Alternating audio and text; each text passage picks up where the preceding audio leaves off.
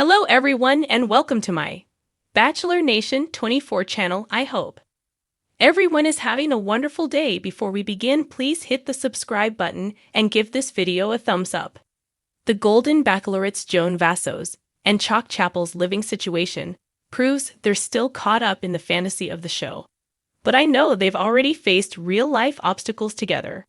The Golden Bachelorette couple Joan Vassos and Chock Chapple don't live in the same state, so their life together is still very much like the fantasy of the show.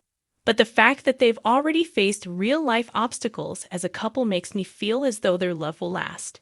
Joan and Chock met, fell in love, and got engaged during the Golden Bachelorette Season 1. At the end of the season, Chock came up with a plan for him and Joan moved to New York City together, which Joan loved. Before the Golden Bachelorette Season 1 even began, Joan made it clear that she'd never leave her family in Rockville, Maryland.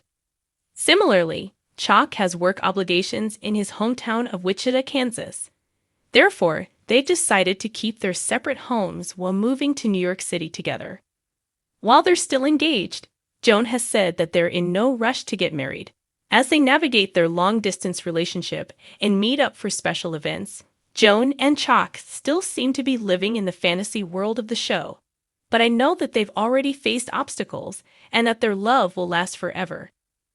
When I first heard that Joan and Chock still don't live together after getting engaged during the Golden Bachelorette Season 1, I wondered how their relationship could possibly work. However, in an interview with Parade, Joan's explanation convinced me that their love will last because it works for them. She shared, "Everybody looks at this like, there's no way this can work because you're not together every minute. We don't feel the same way about it. We feel like we both have pretty rich lives in our 60s. Joan continued, "You find somebody at that time of life. Chances are they have stuff going on.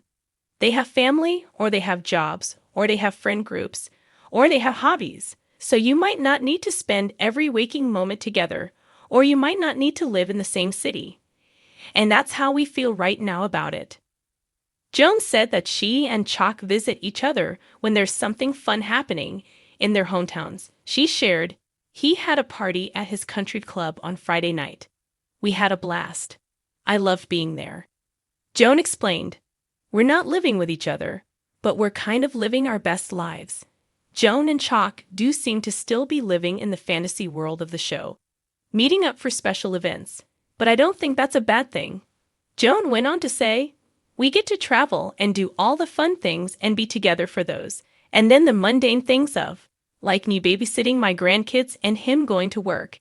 He's kind of doing it by himself, which I don't need to be there for, and he certainly doesn't want to be here with me babysitting my grandkids or taking my mom to the doctor or whatever." Joan and Chock are great companions, and while they don't share in the mundane activities of everyday life, their relationship works for them. Even though Joan and Chock are currently meeting up mainly for exciting events and not experiencing everyday life together, they've already gone through a very difficult time when his mother passed away during filming. Joan was able to comfort Chock before he left for a bit to take care of things. She was so happy when he returned to her, which she was unable to do when she had to leave Jerry Turner's Golden Bachelor season early because she had to attend to a family emergency. Joan also participated in a memorial for Chock's mom when they visited Kansas during his hometown date. Although the passing of Chock's mother was a very sad moment in his life, I think it was an obstacle that separated them for a time, and then helped him and Joan to realize how strong their feelings really were for each other. I believe that the fact that Joan and Chock don't spend every day together now doesn't matter because they've already faced tragedy together and their relationship survived. Although some people judge Joan and Chock for their choice of living arrangement, I think that it proves that their love can make it through anything. They really do seem meant to be. Joan is right that she doesn't have to be in Wichita to see Chock working, and he doesn't have to be in Rockville to help her take care of her family members, as long as they're happy with each other when they're together. Their relationship works for them, so it really doesn't matter what anyone else thinks about it.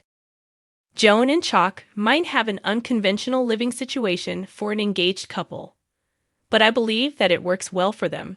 They're in no rush to get married, which I think is a smart move for them.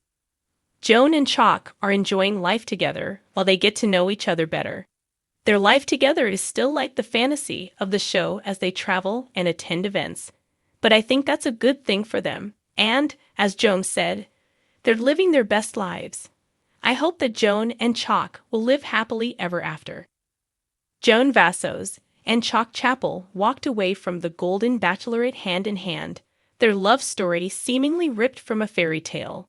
But what happens when the cameras stop rolling and reality starts knocking at the door? Their current living situation suggests they're still caught up in the fantasy of the show, moving between homes, traveling, and indulging in the whimsical romance that the franchise builds its foundation upon. But I know better. They've already faced real-life obstacles together, and those challenges have tested the strength of their connection in ways that rose ceremonies and candlelit dates never could. #### living the dream, or the illusion. Joan and Chock have been floating between homes, splitting their time between her cozy East Coast haven and his West Coast retreat. It's the kind of arrangement that allows them to continue their love story in a way that feels effortless, almost like they're still on the show. Beach walks, impromptu getaways, and late-night toast to their future make for a picture-perfect post-show romance. They're savoring every moment, unwilling to burst the bubble of their televised love affair. It's understandable. The transition from the world of the Golden Bachelorette to everyday life isn't easy. Going from romantic getaways curated by producers to choosing whose couch is more comfortable can be a jarring shift.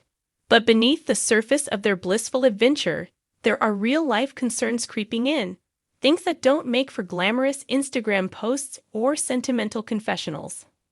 #### The real-life hurdles already knocked on their door. One of the first obstacles Joan and Chock faced was the challenge of blending their lives. When you fall in love in a controlled environment, with no distractions of work, family obligations, or financial decisions, love seems limitless. But back in the real world, decisions need to be made: where to live permanently, how to navigate family dynamics, and what happens when their individual routines collide.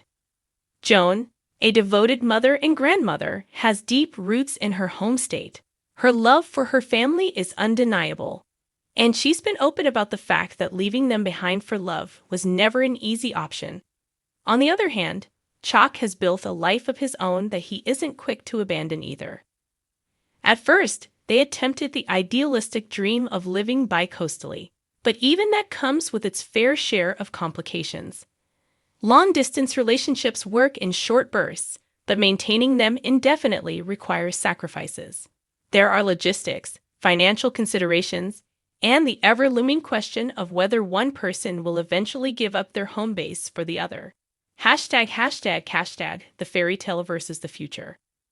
For now, Joan and Chock are doing what many post-show couples do, embracing the high of their newfound love.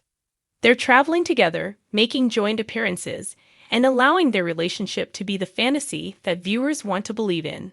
But there's a difference between living in a dream and building a future.